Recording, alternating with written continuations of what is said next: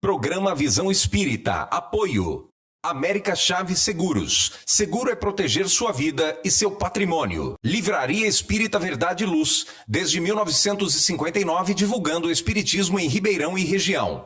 New Face Centro de Beleza. Há 20 anos trazendo o melhor da beleza para você. E Casa do Açougueiro. O que você procura, aqui tem.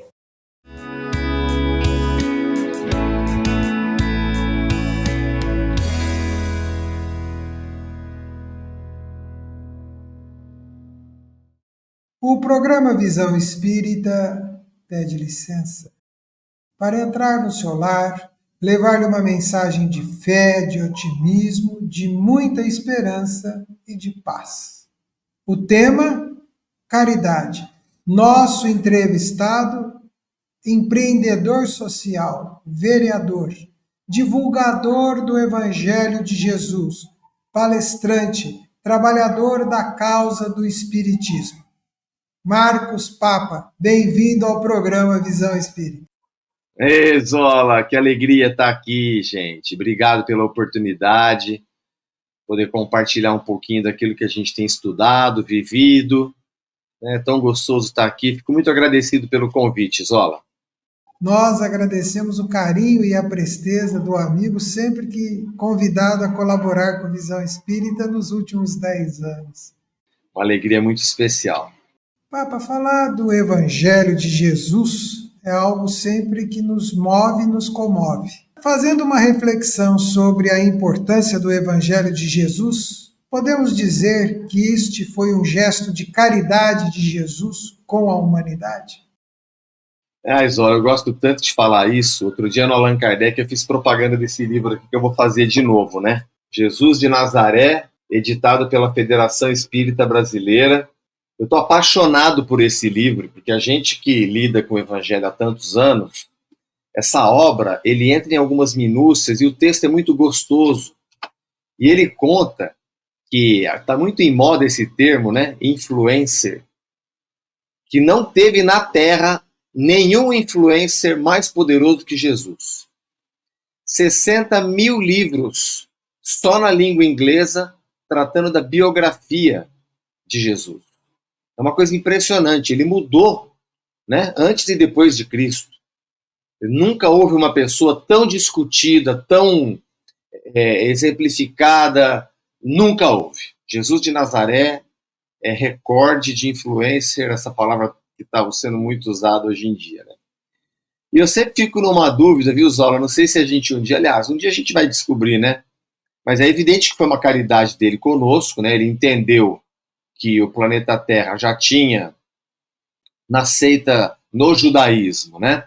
No judaísmo, a crença no Deus único, quer dizer, o Deus extra-cosmos e extra-tempo, né? Essa entidade, não é um ser, né? Essa entidade, aquilo que Allan Kardec pergunta, que é Deus? O Espírito de Verdade responde, inteligência, causa primária, inteligência suprema, causa primária de todas as coisas. Eu sempre fico na dúvida, como é que foi isso, né? Porque para nós, Jesus não é Deus. E a doutrina espírita fundamenta bem isso, o Pai Nosso também exemplifica, né? Pai Nosso que estás nos céus, né? E diversas vezes Jesus fala, eu aprendi isso do meu Pai que está no céu, eu dou testemunho daquilo que eu aprendi com meu Pai que está nos céus. Então, para nós, Jesus é o Espírito mais perfeito que nós conhecemos, e que, portanto, não deve haver só Ele. Né? Entendemos que existem outros espíritos desse nível evolutivo. Então, eu fico imaginando como é que foi, tentando adivinhar. A gente é bom para especular, a gente não tem certeza de muitas coisas, como dizia Graciliano Ramos, né? A gente não sabe muito, mas a gente questiona bastante. Então, como é que foi esse momento, né? Ele levantou a mão e falou assim, lá no planeta Terra, deixa comigo, eu encaro lá. Ou ele foi escalado, né? O planeta Terra tem que ser você, né? O fato é que ele veio trazer a mensagem mais importante que a Terra conheceu e que, por exemplo, nós estamos aprendendo a planejar, né, Zola? E quanto melhor a gente planeja, mais bem sucedido a gente é nas nossas tarefas. Na casa espírita, na educação dos filhos, na vida profissional. Jesus não estava aprendendo a planejar. Ele veio ensinar a fazer isso. Então, nós espíritas temos uma convicção que a essência da mensagem dele está entre nós. Porque existe muita especulação, tá, não tá, o poder político adulterou, o poder religioso adulterou, suprimiu algumas passagens. Sim, mas sabendo Jesus o meio que ele ia trabalhar, você percebe que a humanidade se matou esses 2000 anos naquela discussão estéril e muitas vezes nociva, se Maria era virgem ou concebida por José, se Jesus nasceu em Belém ou Nazaré, e a essência passou. Então a parábola do bom samaritano está aqui com a gente, a parábola do filho pródigo está aqui com a gente, né? A parábola do semeador está aqui com a gente. E Allan Kardec vai lá e pinça a essência dos evangelhos. Então é muito gostoso conferir, você vê nessa curta reflexão que fizemos, que foi sim uma caridade de Jesus conosco, né? E que a essência da mensagem dele está entre nós, para a nossa reflexão, para o nosso aprendizado. Agora é aquilo que eu chamo de divino duelo, né, Zola? Duelando o ser humano que nós somos com o ser humano que Jesus nos recomenda, nos apronta. E que o nosso querido Argemiro usa uma expressão que eu gosto muito, ele fala a nossa luta em alinhar a nossa conduta às recomendações do mestre. Mas eu considero uma caridade dele conosco, sim. Me permita, eu vou ler aqui, aspas do que eu vou ler, Papa. Mas quando dás a esmola, não saiba a tua mão esquerda o que faz a tua direita, para que a tua esmola fique escondida, e teu pai, que vê o que tu fazes, em secreto te pagará. É uma assertiva de Jesus que está no Evangelho de Mateus, capítulo 6, itens 3 e 4. Por que a palavra caridade nós associamos à esmola, Papa? Então, é verdade, a gente tem essa tendência, né? Porque, na verdade, se você vê alguém passando fome, Ribeirão Preto tem aqui o Bom Prato, R$1. E a pessoa fala que está passando fome, você vê a pessoa sofrendo. Eu sinceramente, Zola, se eu ver uma pessoa sofrendo e me fala que está com fome, eu dou, olha, filho, o Bom Prato fica ali na Saldanha Marinho, administrado pela Casa de Betânia, R$1 a pessoa vai lá e mata a fome. Ah, mas ele vai usar isso para comprar droga, outra coisa. Então, isso. Agora, nós associamos a esmola. Quando, na verdade, é muito mais amplo, né? Muito mais... Na verdade, a esmola é um exemplo que Jesus coloca de atender uma necessidade. E a recomendação dele é: não faça propaganda disso, que a mão esquerda não sabe o que a direita faz. O sentido é, quando você fizer o bem, fica quieto, Deus é testemunha. Agora, o bom samaritano, que aí é o exemplo máximo, né? Porque é Jesus que responde lá para o jovem o que ele tem que fazer para ganhar a vida eterna, ele também deu esmola, mas ele acudiu. A hora que ele vai levar o rapaz lá, o estropiado, para a pensão, né, para a estalagem, né, no termo do evangelho, ele coloca vinho na ferida, porque tinha álcool, né?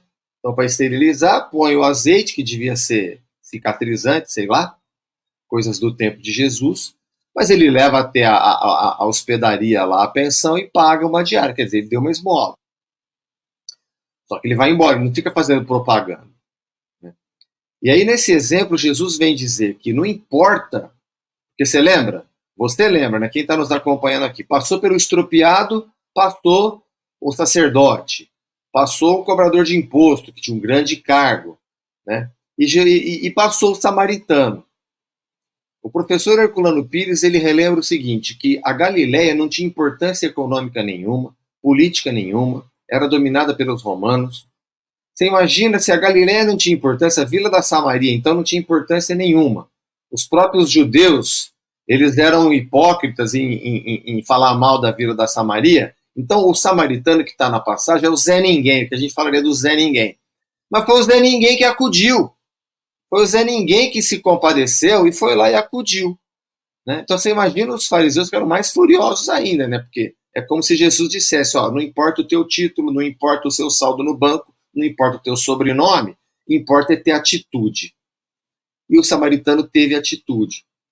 Aí, o Humberto de Campos, ele faz uma alusão, essa questão de viajar de Jerusalém para Jericó, que Jerusalém é cidade santa, Jericó é cidade pagã, né? Do dinheiro, dos mercadores e tal.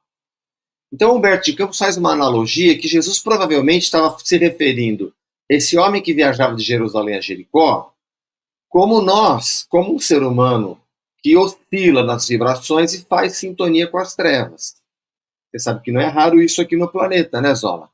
A gente oscila, a gente não é vigilante, porque somos imperfeitos. Na oscilação da vibração, fizemos sintonia com as trevas e somos assaltados pelas trevas. Então, o Jesus dá o exemplo da esmola, do socorro, mas muitas vezes o socorro, a caridade, é perceber que o colega não está bem e ouvir. Né? É ler uma página do Evangelho para quem não sabe ler. Onde? Na visita fraterna, a pessoa está doente e não pode ir no centro, no atendimento fraterno, na visita no presídio, né? Nas equipes que levam a cesta básica, mas também conversam sobre espiritualidade na casa visitada. Então a gente sabe que caridade, o conceito é muito amplo. Demos alguns exemplos aqui. Esmola é um deles. Papa, às vezes nós ficamos aqui refletindo, né, sobre a grandeza de Jesus, porque ele coloca tudo de uma forma tão simples e nós temos que entender isso. E a cada tempo, ao nosso momento, nós vamos entendendo e ampliando o horizonte disso, né? Mas no Livro dos Espíritos, na pergunta 886, Allan Kardec formula a seguinte pergunta aos espíritos da codificação. Aspas, porque eu vou ler, que é de Allan Kardec a pergunta. Qual o verdadeiro sentido da palavra caridade, como entendia Jesus? Pergunta difícil. Ainda bem que foi o Espírito Verdade que respondeu, né? Mais fácil para ele. Mas vamos lá, eu estou com o Livro dos Espíritos aberto aqui, tá? Vamos ler então para quem está nos acompanhando. A resposta a pergunta é, qual o sentido verdadeiro, né, da palavra caridade? A pergunta 886, né, Zola? Como entendia Jesus? Sim. O Espírito Verdade responde, benevolência para com todos, indulgência para as imperfeições dos outros, perdão das ofensas. Vamos lá, benevolência para com todos. Não tem assim um vírgula, né? Menos para os arrogantes, os prepotentes. Quando ele fala com todos, é com todos. Porque a pessoa que está sofrendo, muitas vezes, ela está numa condição de humildade, a gente tem uma tendência de atender. O arrogante, prepotente, a gente tem uma tendência de afastar. Né?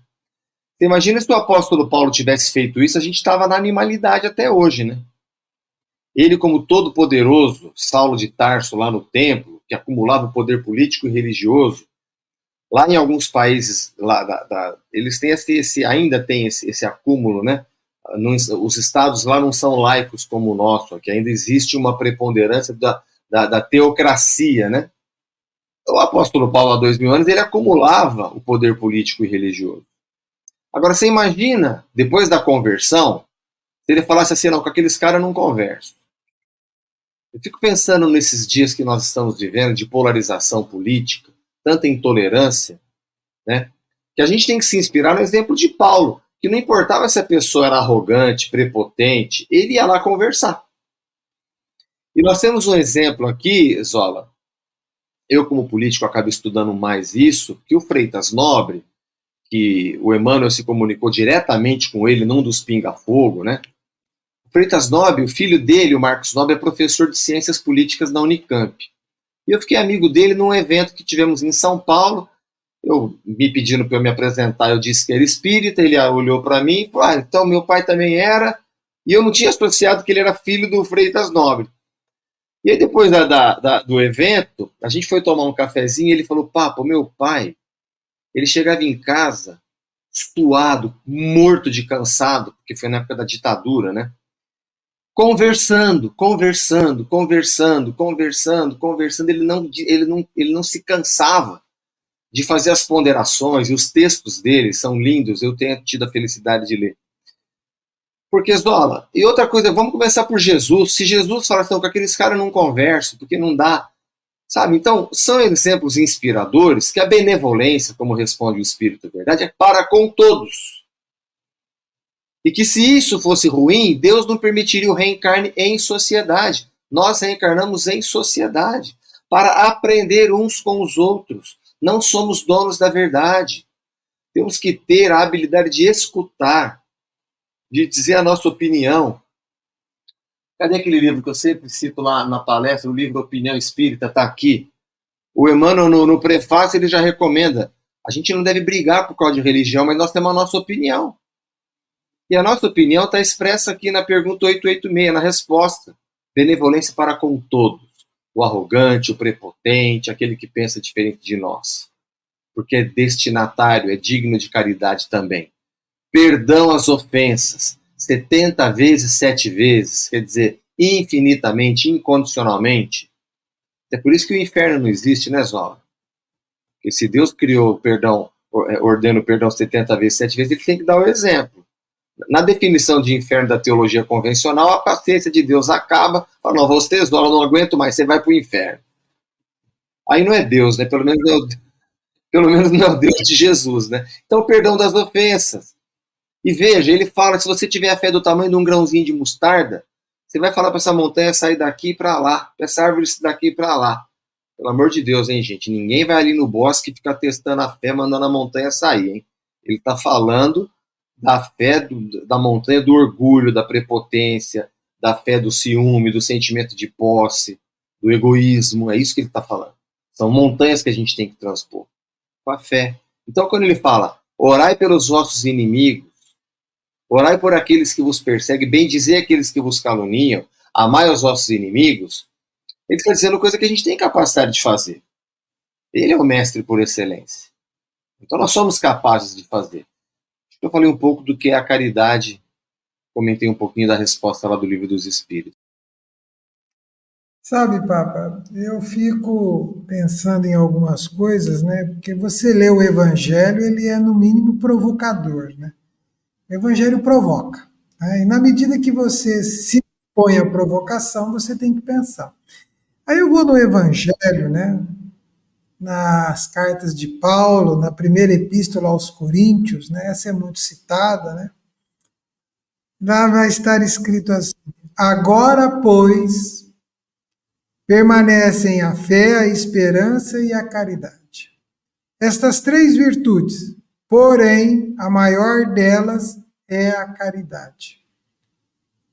Que reflexões nós podemos fazer dessa assertiva de Paulo, porém, na atualidade? Olha, Zola, você sabe que eu achei um texto hoje sobre um texto da Federação Espírita do Paraná, um texto maravilhoso sobre isso. Porque ele fala que em algumas traduções existe a palavra amor e em outras caridade. E na pesquisa que ele faz, preponderantemente as traduções protestantes falam mais amor e as católicas mais caridade. Chico Xavier fala em fé operante. Pedro fala caridade ardente. Então nós vamos entender que a caridade é o amor em movimento. Por isso que no Evangelho segundo o Espiritismo, esse poema do apóstolo Paulo, que está na Epístola aos Coríntios, que você disse, está a caridade. Porque é o entendimento que nós temos que o amor, né, a fé sem obras, é uma fé vazia. O amor pode até nos provocar a fazer uma oração, né, mas sem o movimento, como exemplificou Jesus na parábola do bom samaritano, como fez Paulo, de ir pregar para o prepotente, para o arrogante, para o orgulhoso, para o inimigo, e de ter a humildade de levar a portada na cara que ele tomou de Pedro e Tiago, depois que ele se converte, ele vai lá na igreja de Jerusalém, que ainda não tinha esse nome, que era a Casa do Caminho. Por que Homens do Caminho, gente? Emmanuel explica isso lá no Paulo e Estevão. Porque era a casa que eles ocupavam, a casa que não tinha valor, no fim do mundo da cidade, no caminho, na estrada. Ali eles ocupavam algum lugar para fazer caridade, para atender as pessoas. Aí Lucas vem e diz um dia, por que a gente não chama de cristãos os seguidores do Cristo? Né? Então você percebe que essa epístola de Paulo, ele está se dirigindo aos coríntios, porque quando ele chega lá, ele chega a estar tendo um desentendimento dos apóstolos da igreja de Jerusalém, de Corinto. E Paulo talvez tenha feito a primeira campanha da fraternidade internacional, porque ele arrecadou dinheiro para a igreja de Jerusalém, para que pudesse ter um lugar para atender do ponto de vista espiritual, do ponto de vista material. E mais as curas que fizeram, etc. Então, hoje em dia, nós não podemos esquecer disso. O esforço, às vezes as pessoas me perguntam, mas eu preciso frequentar uma casa espírita? Fala, olha, você frequentar uma casa espírita, se for uma tradição de matriz africana, uma igreja protestante, uma igreja católica, desde que você esteja tendo contato com as escrituras, nós espíritas mais profundamente com o Novo Testamento, porque entendemos que Jesus é o espírito mais perfeito que conhecemos. Se você estiver tomando contato com isso e podendo discutir, porque a gente não é dono da verdade, nós somos limitados, quanta coisa que eu não entendo que você, Zola, me explica, eu escuto uma palestra tua, dos outros colegas que... Então, assim, é importante, sim, a troca de ideias. Você vê que Paulo não fundou um convento, não ficou no isolamento, não fundou uma nova seita. Ele foi relembrando aquilo que ele ouviu sobre Jesus e as atitudes. Que coisa mais importante para os dias de hoje do que isso ser inspirador e restaurador da nossa consciência para o amor em movimento, que é a caridade? O amor em ação, que é a caridade? Então eu concordo com o nosso querido Frederico Kremer, aqui do livro Jesus de Nazaré, eu concordo com ele, que tomar contato com essas passagens de Jesus é importante demais para a gente formar um tipo de vibração que vai criar uma frequência e vai formar uma sintonia. Essa troca, os espíritos responderam a Kardec que os espíritos influenciam muito mais os nossos pensamentos do que a gente pode supor. Muitas vezes eles nos dirigem. Agora nós queremos as influências dos espíritos sofredores ou dos espíritos mais iluminados, mais adiantados que nós? Os mais adiantados. Então, cuidado com a vibração que vai criar uma frequência e formar uma sintonia. Não tenho dúvida de que para os dias de hoje isso é essencial. Papa, o programa Visão Espírita caminha célere, né? A conversa é agradável, as considerações esclarecedoras.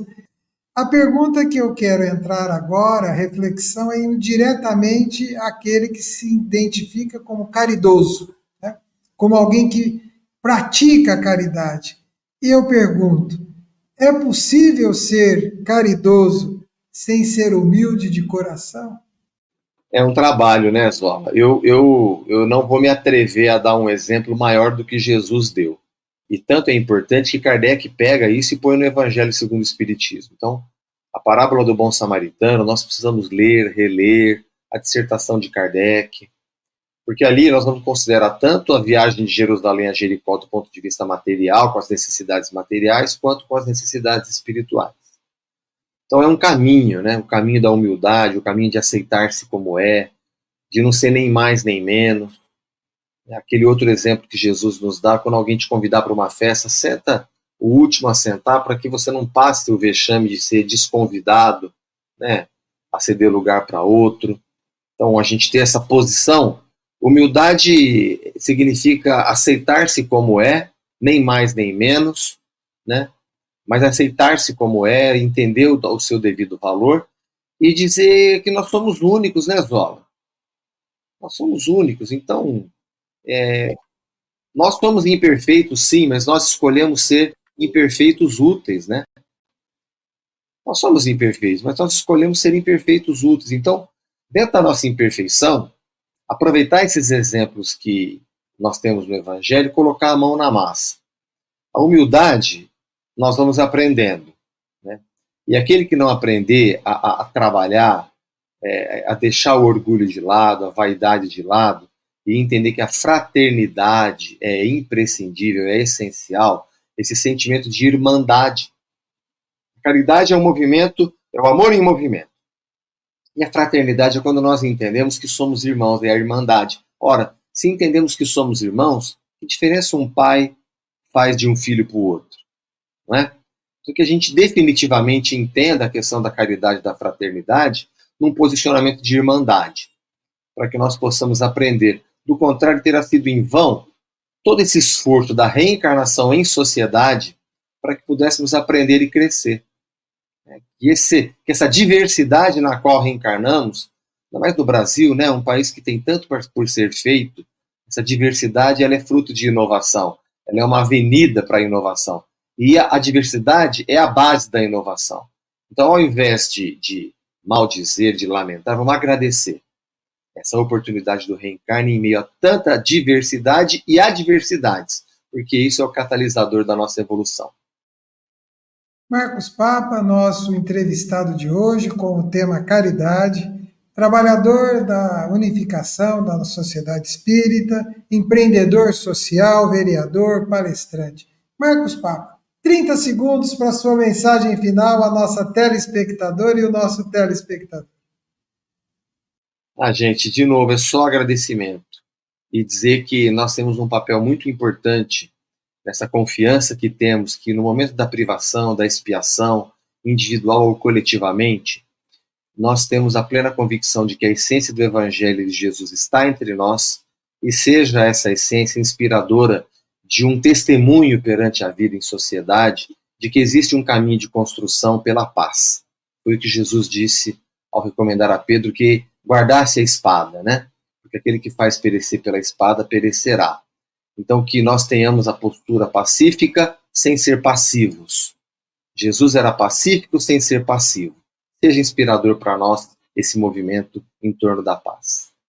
Nós agradecemos a telespectador e o telespectador que ficou conosco até agora. Agradecemos o Marcos Papa mais uma vez. E a mensagem de hoje, faça uma caridade para você mesmo. Cultive a própria paz.